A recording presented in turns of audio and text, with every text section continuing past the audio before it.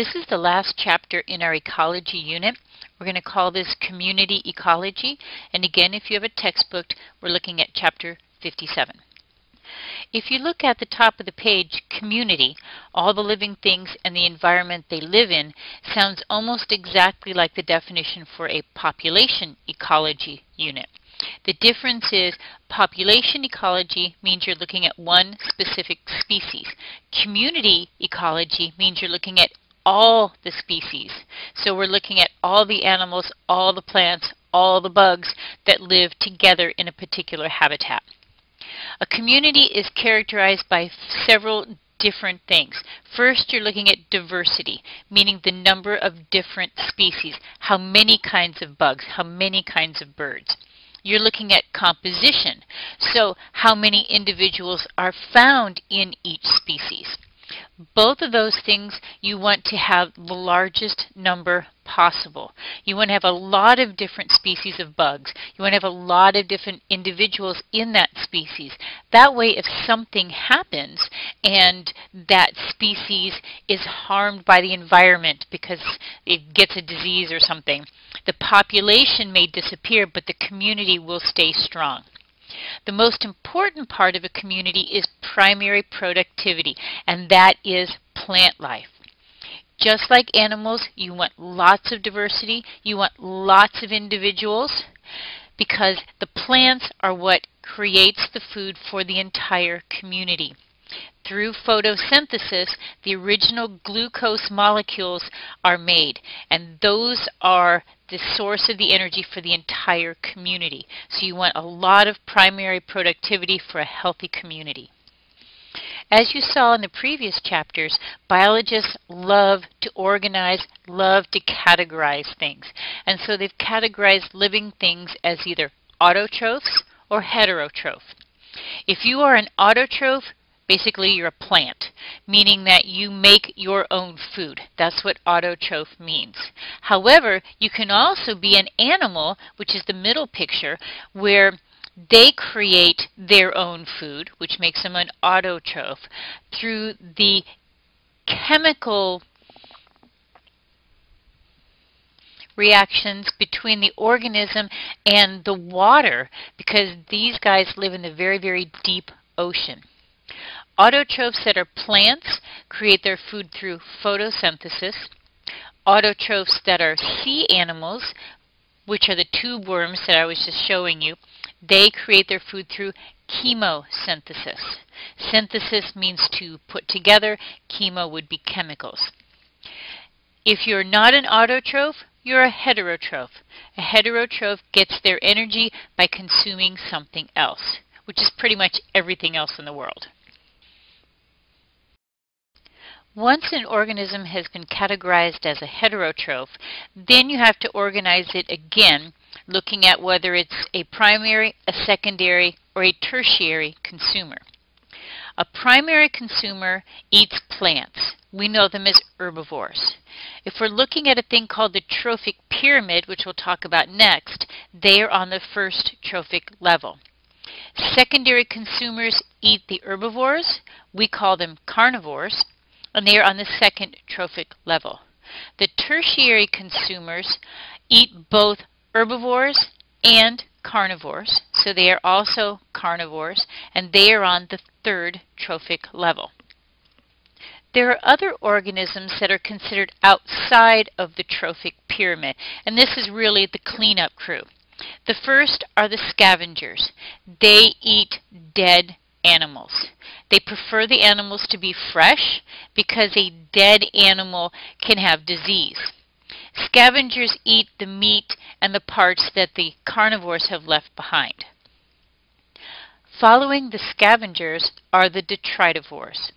Detritivores eat detritus. And detritus is the leftovers of dead organisms that's not meat. So we're looking at fur, ligaments, tendons, organs.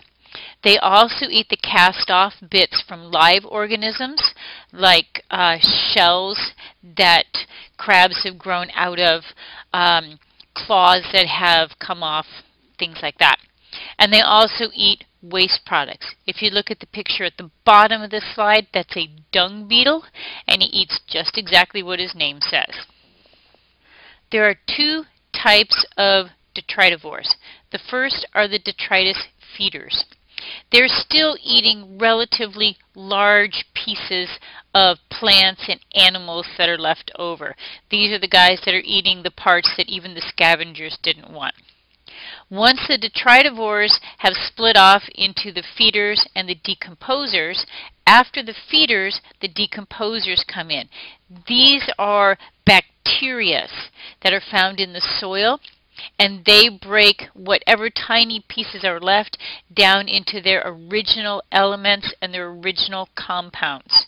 So when the decomposers have gone through, you have nitrates and phosphates that the plants then will use when they grow. And so the nutrients that came from the plants will return to the plants. The picture that you're looking at shows two things.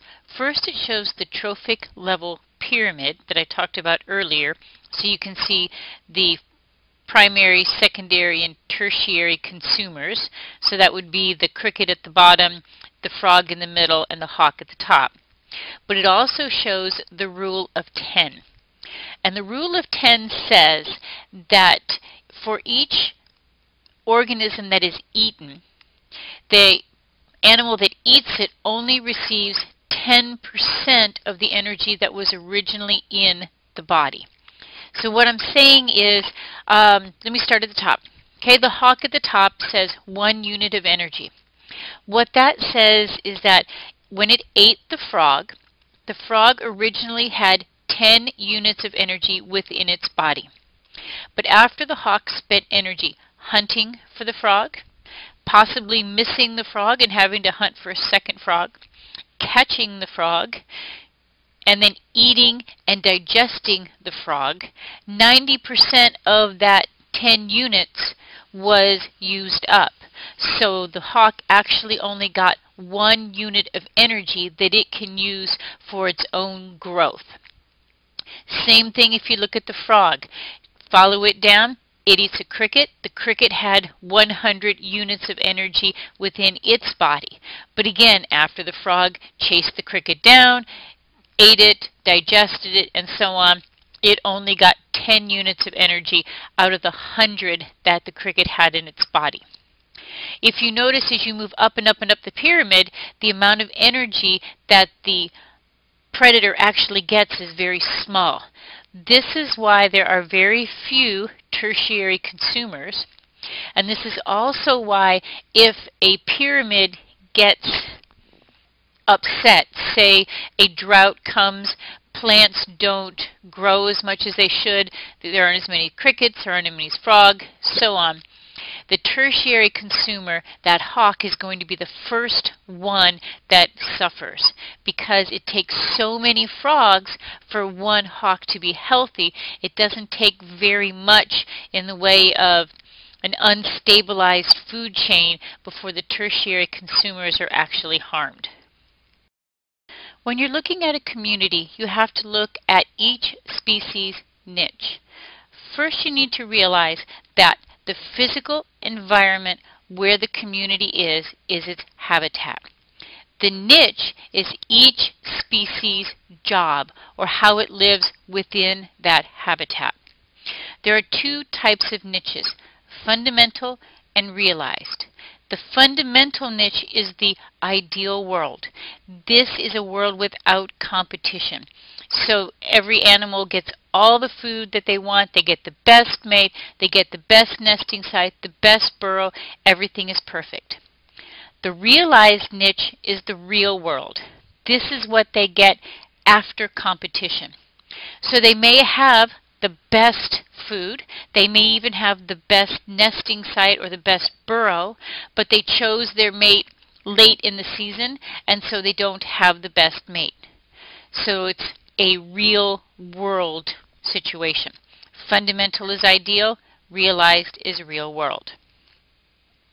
Because of competition, the realized niche will always be smaller than the fundamental niche. There are two types of competition, intraspecific, which is competition between members of the same species, and interspecific, which is competition between members of different species. Within interspecific competition is the idea of exploitive competition.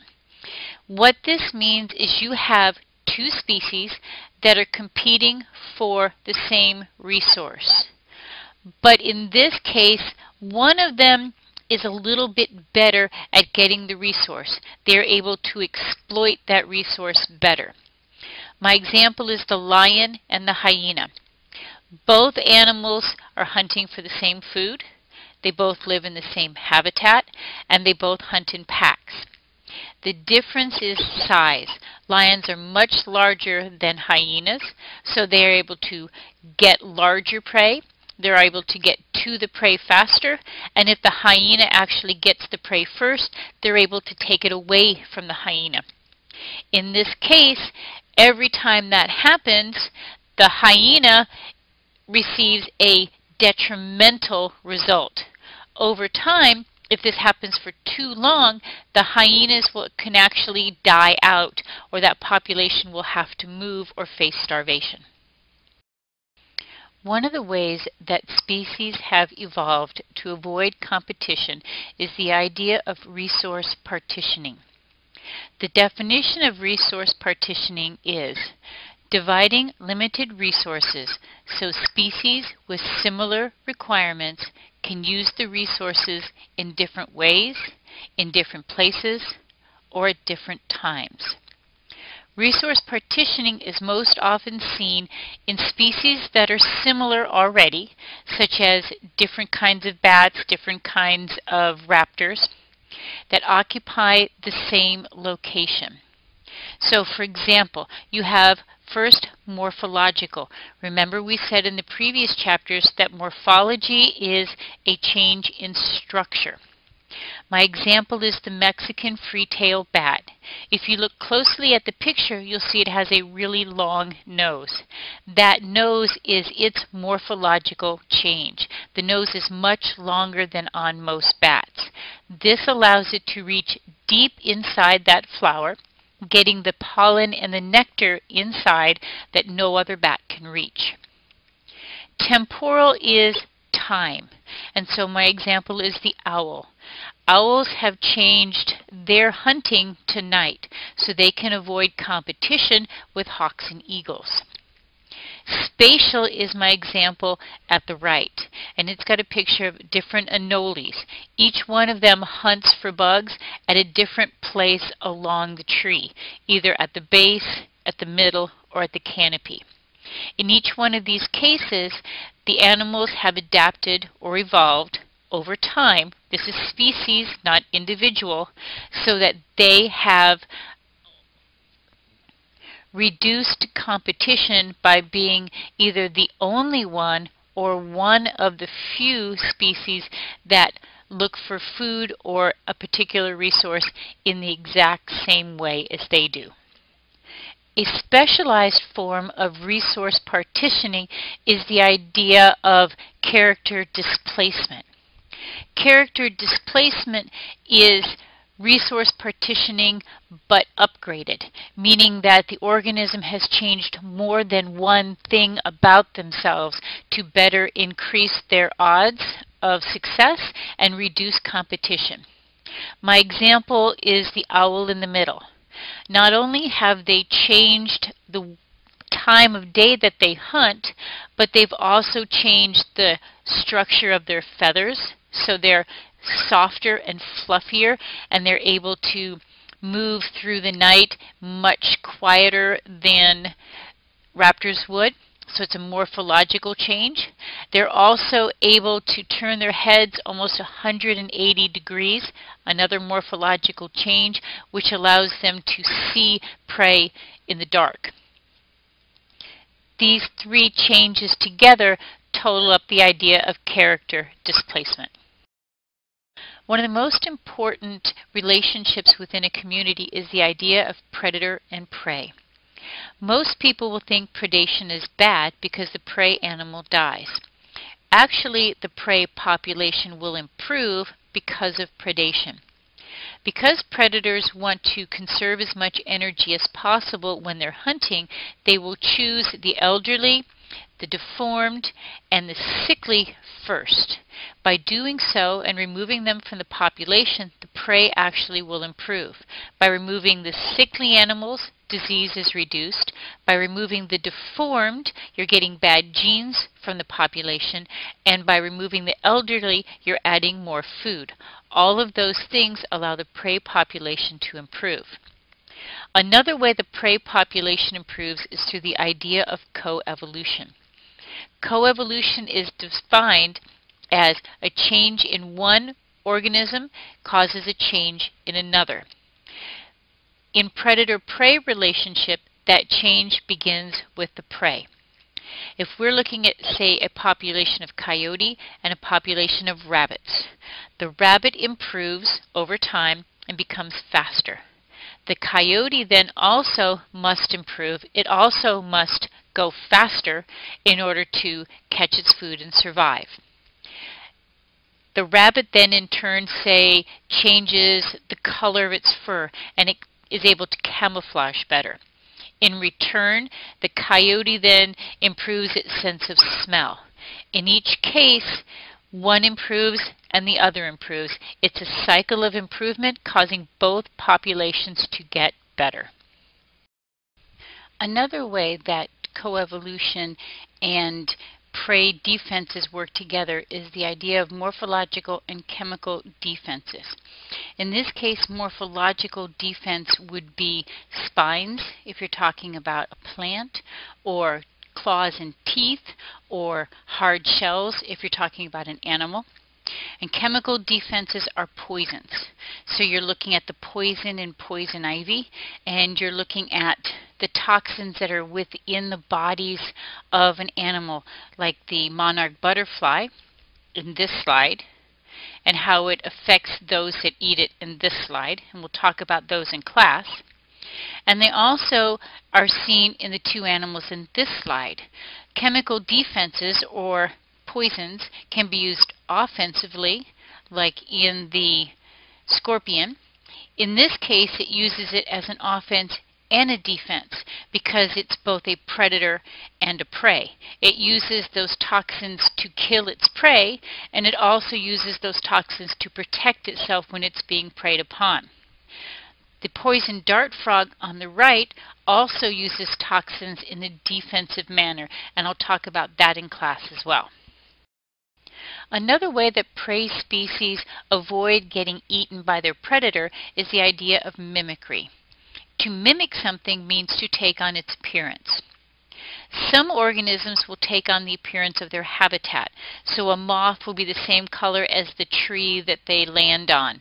Or you'll have a bug that looks like the color of the sand that it crawls through. That's called camouflage. They'll also take on the form of another object, such as a twig bug or a leaf bug that looks exactly like their name is. Another type of mimicry is the idea of Batesian mimicry. Batesian mimicry occurs when a harmless species has evolved to imitate the warning signals of a harmful species. So in this case, the moth and the flower fly on the right are not poisonous, but they look similar to the wasp and the honeybee that are poisonous. In addition, the moth at the top has the same warning coloration as the wasp. That bright yellow color called warning or aposematic coloration tells predators, I am poisonous. I am so poisonous I don't even bother to hide. I dare you to eat me.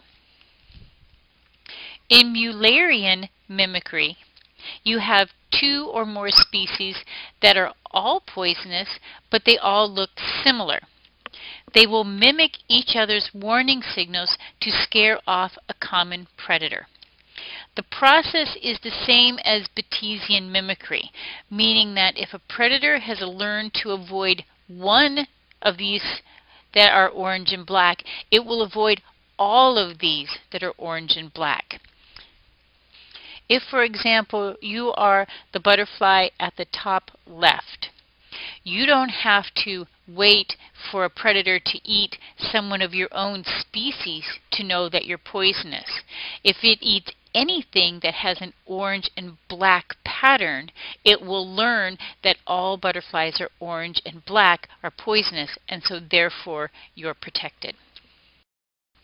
Not all species interactions in a community are those of predator and prey. Some involve the idea of symbiosis.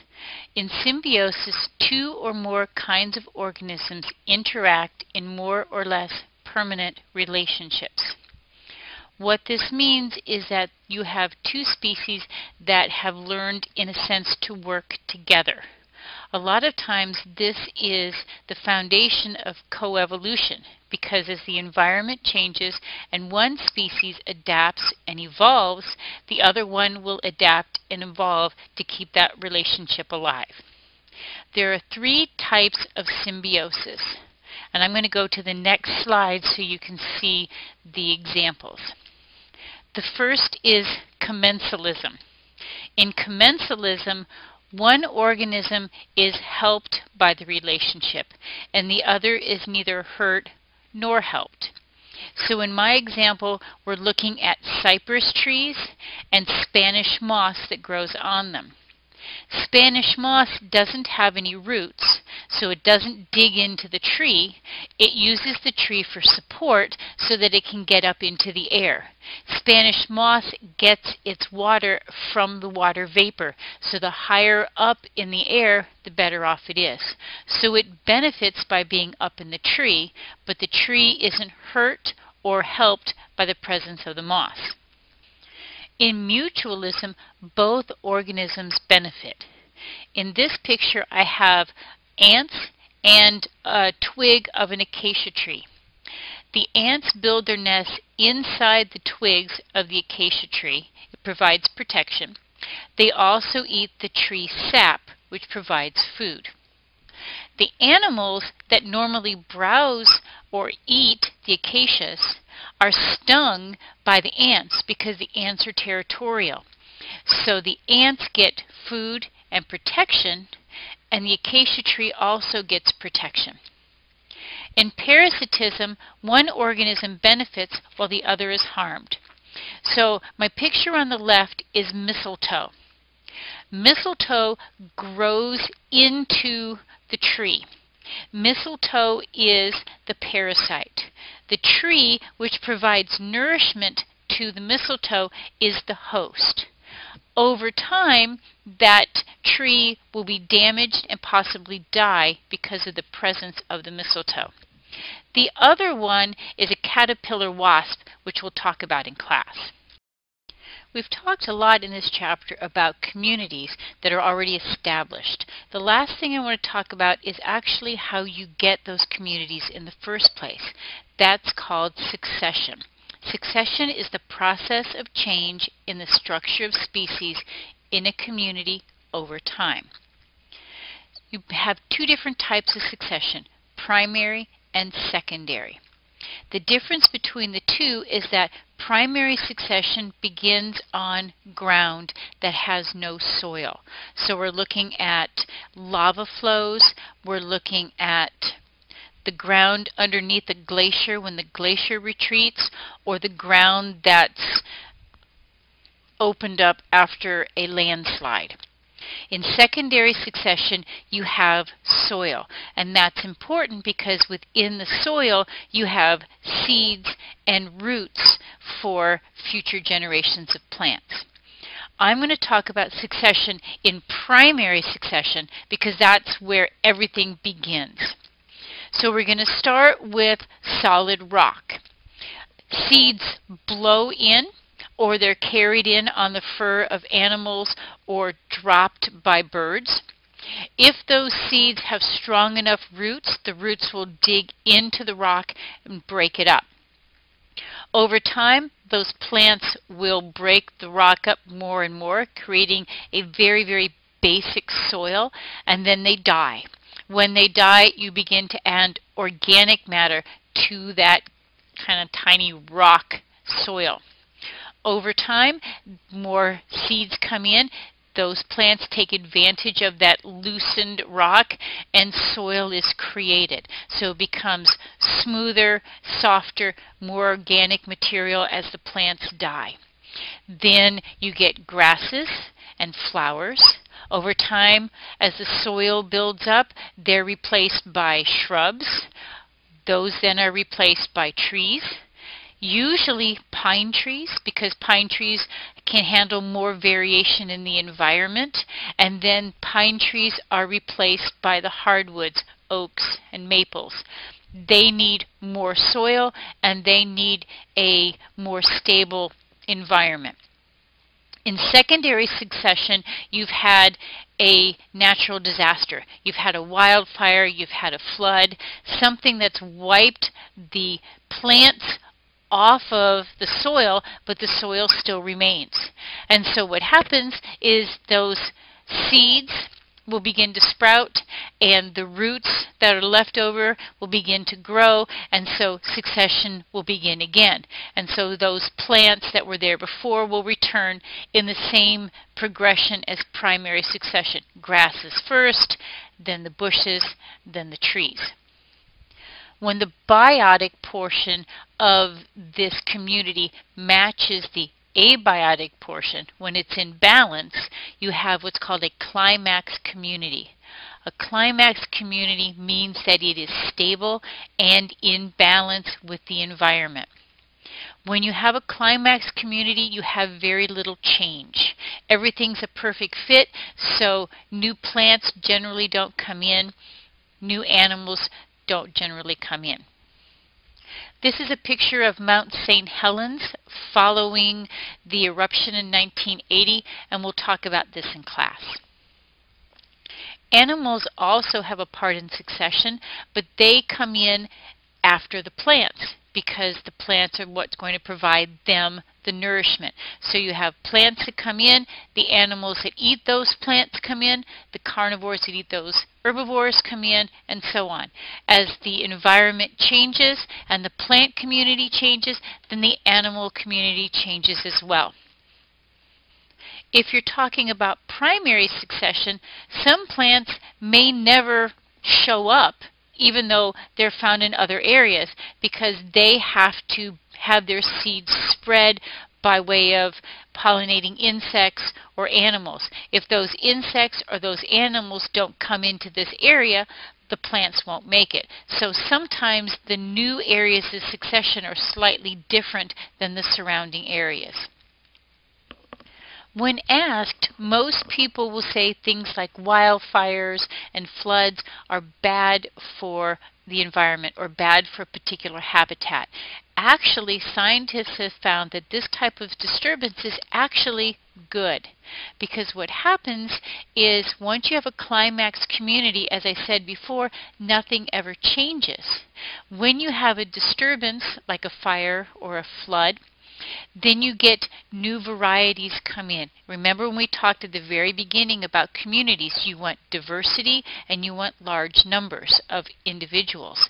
So as the disturbance happens, new plants can come in, lots of plants grow all at the same time, and so the community is actually stronger. The only time disturbance doesn't make a community stronger is when it happens too often, because then the plants and the animals don't have time to establish themselves before they're disturbed again. This is the end of Chapter 57 and the end of the Ecology unit.